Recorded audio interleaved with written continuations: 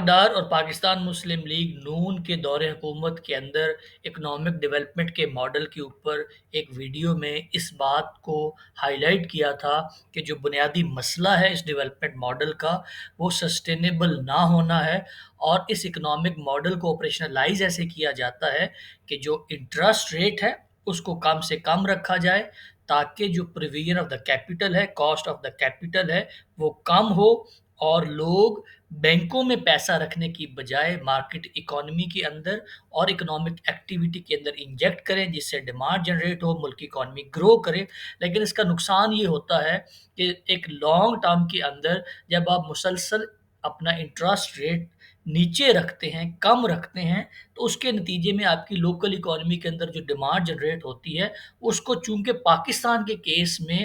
ہماری local industry کے اندر اتنی سکت نہیں ہے کہ اس ڈیمانڈ کو پورا کر سکے، اور اس ڈیمانڈ کے ساتھ جو چیز پروڈیوس ہوتی ہے وہ ایک ایسا کیپٹل پروڈیوس ہوتا ہے جس کو ہم ایکسپورٹ نہیں کر پاتے۔ رادر اس کے بالکل الٹ ہوتا ہے کہ پاکستان کے اندر لو انٹرسٹ ریٹ ہونے کی وجہ سے جو ڈیمانڈ جنریٹ ہوتی ہے وہ ایکسپورٹس بڑھانے کی بجائے امپورٹس کو بڑھا دیتی ہے، جس کے نتیجے میں کرنٹ اکاؤنٹ ڈیفیسٹ بڑھ جاتا ہے، ہمارے پاس ڈالرز کی کمی ہو جاتی ہے، اور ہمیں آئی ایم ایف کے پروگرام کے پاس جانا پڑتا ہے۔ اور یہ ہسٹری ہے جو کہ 1988 سے لے کے 2022 تک پاکستان میں ہر 3-4 سال بعد دہرائی جاتی ہے۔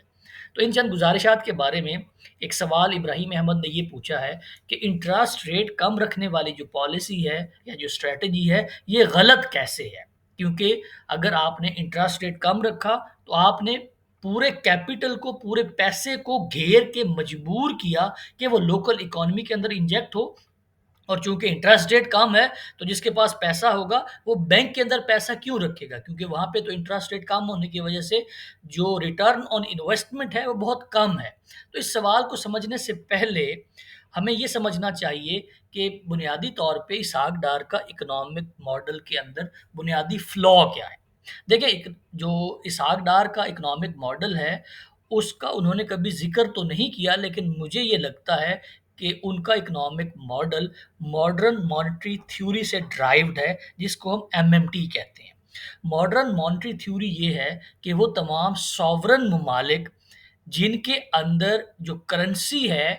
وہ میڈیم آف ایکسچینج ہے اور ریاست کی سوورینٹی کی نشانی ہے، نہ کہ اس کے اکنامک ہیلتھ کی، ان تمام ممالک کے اندر آپ جتنا مرضی ایکسپینس کریں، جتنا مرضی بجٹ ڈیفیسٹ دکھائیں، جتنا مرضی کرنٹ اکاؤنٹ ڈیفیسٹ دکھائیں، تو اس ملک کے لیے اکنامک ایکٹیویٹی کو پروڈیوس کرنے کے نتیجے کے اندر یہ چیزیں ارریلیونٹ کنسیڈر کی جائیں گی کہ اس کا بجٹ ڈیفیسٹ ہے یا فسکل ڈیفیسٹ ہے۔ لیکن ماڈرن مانیٹری تھیوری کی دو بنیادی ازمپشنز ہیں کہ یہ کہاں پہ اپلائی ہو سکتی ہے۔ اس کی اگر ہم ہسٹری کی بات کریں تو 1970 کے بعد کرائسس جب ختم ہوا ہے تو تمام جو ترقی یافتہ ممالک تھے، کینیڈا، امریکہ اور جاپان، وہاں پہ پریکٹیکلی یہ ہوا کہ انٹرسٹ ریٹ اور جو اس ملک کے اندر انفلیشن تھی یہ بہت کم ہو گئی۔ اب یہ ہوا تھا نیچرل فلو کے بعد، جب اکنامک سسٹم نے ریکوری کا پروسیس شروع کیا تو کاسٹ آف دا کیپٹل بہت کم ہو گئی۔ چونکہ کاسٹ آف دا کیپٹل بہت کم ہو گئی تو اس کا نتیجہ یہ نکلا کہ ان ممالک کے اندر انفلیشن بھی کم ہو گئی۔ تو وہاں سے اس ماڈرن مانیٹری تھیوری کی بنیاد پڑی کہ وہ ممالک جن کے اندر انٹرسٹ ریٹ بہت کم ہوگا اور انفلیشن بہت کم ہوگی، وہاں پہ ریاست جتنا مرضی پیسہ چھاپے اس کا کوئی بھی نیگیٹو امپیکٹ اکانومی کے اوپر نہیں پڑے گا۔ اب یہ ہے وہ ماڈرن مانیٹری تھیوری جس کے اوپر اسحاق ڈار صاحب بظاہر اپنے عمل سے ہمیں نظر آتا ہے کہ عمل پیرا ہیں، اور وہ یہ سمجھتے ہیں کہ جو ریاست ہے، جو اسٹیٹ ہے، جو سینٹرل بینک ہے، اس کا بہت زیادہ کنٹرول ہونا چاہیے اکانومی کے اوپر۔ اسی لیے انہوں نے جو ایکسچینج ریٹ ہے اس کے متعلق بھی اپنا ایک بڑا ہی اسپیسیفک اور ریجڈ قسم کا سٹانس ہمیشہ رکھا کہ ان کے 4 سال کے دور کے اندر جب وہ وزیر خزانہ تھے تو ڈالر کو 100 سے لے کے 105 اور 7 کے درمیان وہ منور کراتے رہے، اور اس کے درمیان ہی موو کرتا رہا، اور بڑی سختی سے انہوں نے تقریباً، ان کے اوپر الزام یہ لگتا ہے کہ انہوں نے تقریباً پاکستانی اکانومی کے اندر 8 بلین US ڈالر انجیکٹ کیے، جس کو وہ پالیسی انٹرونشن کہتے تھے تھرو اسٹیٹ بینک، تاکہ ڈالر کی ایکسچینج ریٹ کو ایک سطح کے اوپر برقرار رکھا جا سکے۔ تو اور اسی طرح سے انہوں نے جو پالیسی ریٹ ہے، جو انٹرسٹ ریٹ ہے، اس کو بھی کم رکھنے کی کوشش کی۔ اب یہ والے جو سارے مسائل ہیں جن کی وجہ سے جو ماڈرن مانیٹری تھیوری ہے اس کو امپلیمنٹ جہاں پہ کیا گیا، ان ممالک کا جو معروضی حالات ہیں وہ مختلف ہیں ایز کمپیئر ٹو جو پاکستان کے معروضی حالات ہیں۔ پاکستان میں ماڈرن مانیٹری تھیوری اور اس کے پیرامیٹرز کے اندر اسٹیٹ کی انٹرونشن ان دا اکانومی اس طرح سے الاؤ نہیں کی جا سکتی جس طرح سے جاپان کے اندر ہو سکتی ہے، کینیڈا کے اندر ہو سکتی ہے، یا امریکہ کے اندر ہو سکتی ہے۔ ازمپشنز آپ نے یاد رکھنی ہے کہ ان دو ازمپشنز کی بنیاد کے اوپر ایک اکنامک سسٹم میں ریکوری کے بعد انٹرسٹ ریٹ اور انفلیشن کم ہوئے تھے، لیکن اسحاق ڈار صاحب نے انٹرسٹ ریٹ اور انفلیشن کو خود کم کر کے ملک کے اندر زیادہ پیسے چھاپے، زیادہ بورونگ کی، جس سے اکانومی کا سائز انہوں نے بڑھایا۔ تو یہ تو ہے اس جو اکنامک ماڈل ہے اس کی بنیاد، جو کہ میرے خیال میں ہے، اسحاق ڈار صاحب نے کبھی اس کا ذکر نہیں کیا کہ ایم ایم ٹی تھیوری سے وہ موٹیویٹڈ ہے۔ اب آتے ہیں جو دوسرا اعتراض لگتا ہے، یہ جو دوسرا مسئلہ بنتا ہے جب بھی اسحاق ڈار کی اکنامک مینجمنٹ کی بات کی جاتی ہے۔ دیکھیں، کسی بھی ملک کی جو اکانومی ہوتی ہے اور کسی بھی انڈیویجول کی اکانومی ہے، اس میں بہت زیادہ فرق ہوتا ہے، اور یہ جو پریمسز ہے یہ ایم ایم ٹی کے اندر بھی اسی طرح سے انگرائنڈ ہے، گراؤنڈڈ ہے، اور اس سے بھی اس کو آپ لنک کر سکتے ہیں کہ ایم ایم ٹی بھی یہی کہتی ہے کہ انڈیویجول کی اکانومی ڈفرینٹ ہوتی ہے، اور جو ریاست ہے، جو نیشن ہے، جو کوئی ملک ہے، اس کی جو اکانومی ہوتی ہے وہ ڈفرینٹ ہوتی ہے۔ اب جو ریاست کی اکانومی ہوتی ہے اس کو ہمیشہ ایکسپینڈ کرنا چاہیے تھرو انویسٹمنٹ لیڈ گروتھ۔ مطلب کیا ہے کہ پاکستان نے اگر 100 روپے کمائے ہیں تو اس میں سے پاکستان 80 روپے کا اپنا بجٹ بنائے اور 20 روپے انویسٹ کرے ان دا infrastructure, in the development of the human capital, in education, in health, اور اپنی انویسٹمنٹ بڑھائے، اور اس کا ایک انڈیکیٹر اس کے فارن ایکسچینج ریزروز کی شکل میں بھی نظر آنا چاہیے۔ تو اگر پاکستان 100 روپے کماتا ہے، 80 روپے ایکسپینس کر دیتا ہے اور 20 روپے انویسٹ کرتا ہے، تو اس کو کہا جائے گا کہ جو ریاست ہے اس کی گروتھ ہو رہی ہے انویسٹمنٹ لیڈ گروتھ۔ تمام اکانومسٹ یہ سمجھتے ہیں کہ کسی بھی ملک کی اکانومی سسٹین ہی تب کر پائے گی جب وہ انویسٹمنٹ لیڈ گروتھ کر رہا ہوگا۔ اب اس کے مقابلے میں اسحاق ڈار صاحب کا اکنامک ماڈل کیا ہے؟ جو میرا الزام ہے ان کے اوپر وہ آپ نے یاد رکھنا ہے کہ مجھے یہ لگتا ہے کہ وہ ایم ایم ٹی سے ڈرائیو کرتے ہیں اپنا اکنامک ماڈل۔ اسحاق ڈار صاحب کا اکنامک ماڈل یہ ہے کہ پاکستان کی انکم ہے 100 روپے،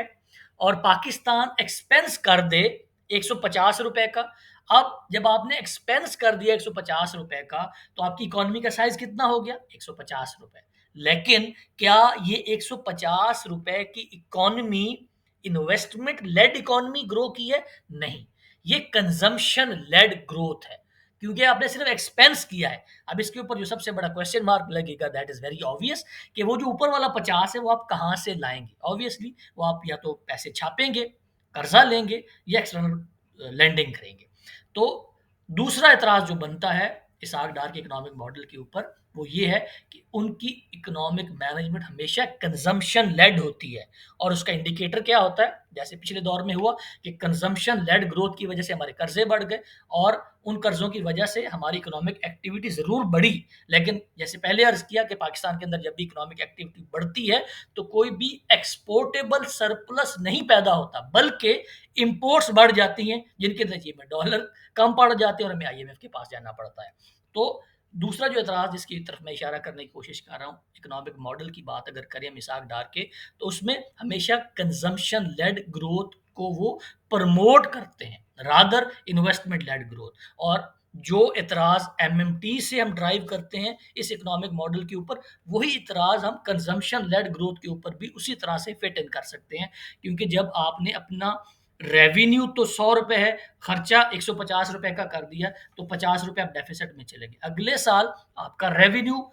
100 روپے رہا یا 120 ہو گیا، آپ نے خرچہ 170 روپے کا کر دیا، تو 50 روپیہ پچھلے سال کا ڈیفیسٹ، 50 روپیہ اس سال کا ڈیفیسٹ، تو آپ کا بجٹ ہمیشہ ڈیفیسٹ میں رہے گا۔ اور ٹوین ڈیفیسٹ تھیوری کے بارے میں پہلے بھی میں نے عرض کیا ہے کہ وہ تمام ممالک جن کا بجٹ ڈیفیسٹ مسلسل رہے گا، ان ممالک میں ہمیشہ کرنٹ اکاؤنٹ ڈیفیسٹ بھی رہے گا، اور کرنٹ اکاؤنٹ ڈیفیسٹ رہے گا تو اس کا مطلب ہے کہ آپ کے پاس ڈالر کم ہوں گے اور آپ کو اپنی اکانومی کو ایک سرٹن لیول سے زیادہ گرو کرانے کا تھریش ہولڈ ڈیفائن کرنا پڑے گا. ڈاکٹر حفیظ پاشا یہ کہتے ہیں کہ پاکستان کی اکانومی میں اس وقت جس سٹرکچر کے اوپر پاکستان کی اکانومی کھڑی ہے اس میں 5% سے زیادہ گرو ہی نہیں کر سکتی, کیونکہ اگر 5% سے زیادہ گرو کریں گے تو آپ کا بیلنس آف پیمنٹ کا مسئلہ پیدا ہو جائے گا. تو ان تمام جو فیکٹرز ہیں ان کو مد نظر رکھتے ہوئے جو اسحاق ڈار صاحب کی اکنامک مینجمنٹ ہے وہ فار دا شارٹ رن شاید اس طرح سے اپنے جو ثمرات ہیں جو بینیفٹس ہیں وہ تو دکھا پاتی ہے, لیکن ہمیشہ سسٹینیبلٹی کے مسائل ہمیں پیش آ جاتے ہیں. اور یہی والا اکنامک ماڈل ہے جیسے میں نے عرض کیا ٹوئن ڈیفیسٹ کے حوالے سے, جو ٹوئن ڈیفیسٹ کی تھیوری ہے پاکستان کے اوپر یہ 1988 سے لے کے اب تک پوری طرح سے فٹ ان بیٹھتی ہے کہ ان 40 سالوں میں پاکستان نے ہمیشہ جب بھی 5% سے زیادہ گرو کیا ہے ہمارا کرنٹ اکاؤنٹ ڈیفیسٹ بڑھ گیا ہے, اور پھر ہمارے اسٹیٹ بینک کو اور منسٹری آف فائنانس کو ہماری اکنامک گروتھ کو کمپریس کر کے کم کر کے اکانومی کے اندر پیدا ہونے والی اس ہیٹ کو کول ڈاؤن کرنا پڑتا ہے. اور اس کی جو ریزنز ہے وہ بہت لمبی ایک لسٹ ہے جس کے بارے میں پھر کسی ویڈیو میں بات کریں گے کہ پاکستان کی اکانومی کے اندر چونکہ سٹرکچر کے اندر ایسے مسائل ہیں کہ ایک سرٹن لیول سے جب وہ زیادہ گرو کرتی ہے تو اس کا ہیٹ اپ ہونا شروع ہو جاتا ہے. اور جیسے پہلے کسی ویڈیو میں عرض کیا تھا, عمیر محمود ایک صحافی ہیں جنہوں نے کہا تھا کہ پاکستان کی اکانومی جب گرو نہیں کرتی تب تو مسئلہ ہوتا ہی ہوتا ہے, جب گرو کرتی ہے تب بھی مسئلہ ہو جاتا ہے. تو اکنامک ماڈل جو اسحاق ڈار صاحب اپلائی کرتے ہیں پاکستان میں ان کا ہمیشہ یہ ہوتا ہے کہ وہ